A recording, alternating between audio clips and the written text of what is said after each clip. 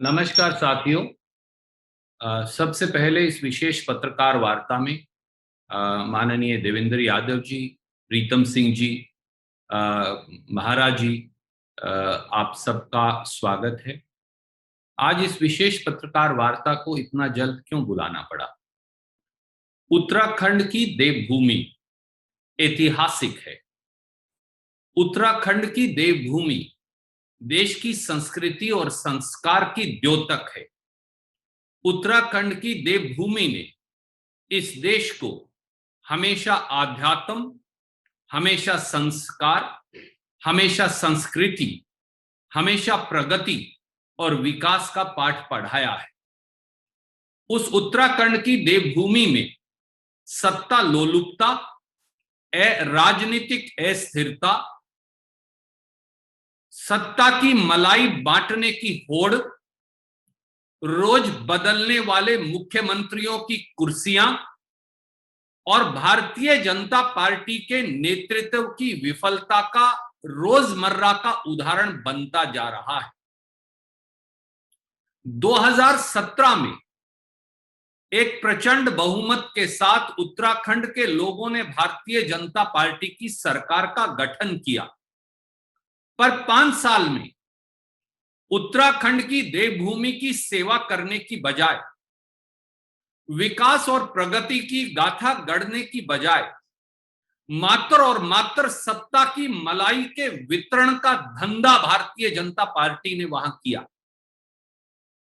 जिस प्रकार से व्यापक भ्रष्टाचार हुआ, जिस प्रकार से सत्ता को तोड़ मरोड़ कर जबरन सत्ता पर कब्जा करने का धंधा हुआ, जिस प्रकार से उत्तराखंड के जो रिसोर्सेज हैं उनका दोहन हुआ, जिस प्रकार से सत्ता की बंदरबांट हुई, जिस प्रकार से मंत्री और मुख्यमंत्री के पदों का वितरण हुआ, जैसे किसी प्रकार से वहां सत्ता ना हो सेवा का माध्यम, बल्कि सत्ता की मलाई का माध्यम हो, यह अपने आप में एक अनूठा उदाहरण है। और इसके लिए अगर कोई जिम्मेवार है तो वो माननीय नरेंद्र मोदी जी और जेपी नड्डा जी जिम्मेवार हैं, जिन्होंने 4.25 साल के शासन में, लगभग 4.5 साल के शासन में उत्तराखंड को एक ऐसे मोड़ पर लाकर खड़ा कर दिया जहां भारतीय जनता पार्टी का काम केवल और केवल सत्ता की मलाई की बंदरबाट करना है। और उत्तराखंड की देवभूमि में ये पहली बार भाजपा ने नहीं किया। मैं याद दिलाऊंगा कि उत्तराखंड में पहले भी भारतीय जनता पार्टी ने 3 मुख्यमंत्री बदले थे। भुवन चंद्र खंडूरी साहब, फिर रमेश पोखरियाल जी, फिर दोबारा से खंडूरी साहब। इस बार भी तीसरा मुख्यमंत्री जो है वो शायद आज 9:30 बजे के बाद चुनने जा रहे हैं।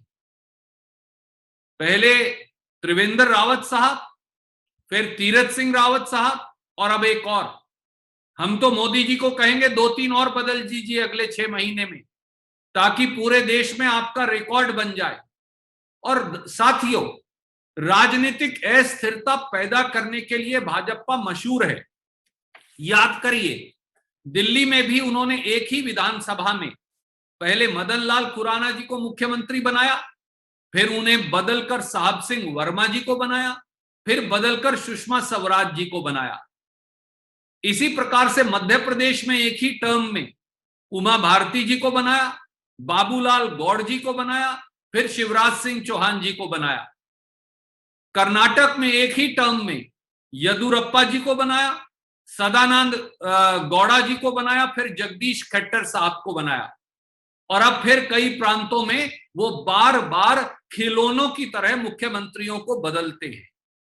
सवाल बड़ा सीधा है, और मेरे आदरणीय साथी देवेंद्र यादव जी, प्रीतम सिंह जी, महाराज साहब, और टेलीफोन के माध्यम से, क्योंकि उन्हें बहुत बुखार है, हमारे पूर्व मुख्यमंत्री हरीश रावत जी भी इस पर प्रकाश डालेंगे। पर सत्ता की लोलुपता, बंदरबाट सत्ता की, हमारे देवभूमि उत्तराखंड की जो खनिज हैं, अन्य रिसोर्सेज हैं, उनका दोहन केवल यही भाजपा ने किया है। और भारतीय जनता पार्टी का शासन अब शर्मसार हो गया है।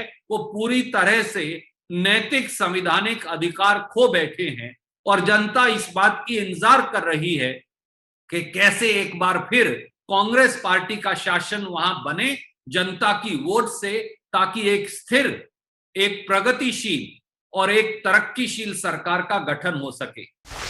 Subscribe to Nation Next YouTube channel and press the bell icon to get regular updates from Nation Next. Also like Nation Next Facebook page and follow us on Instagram and Twitter.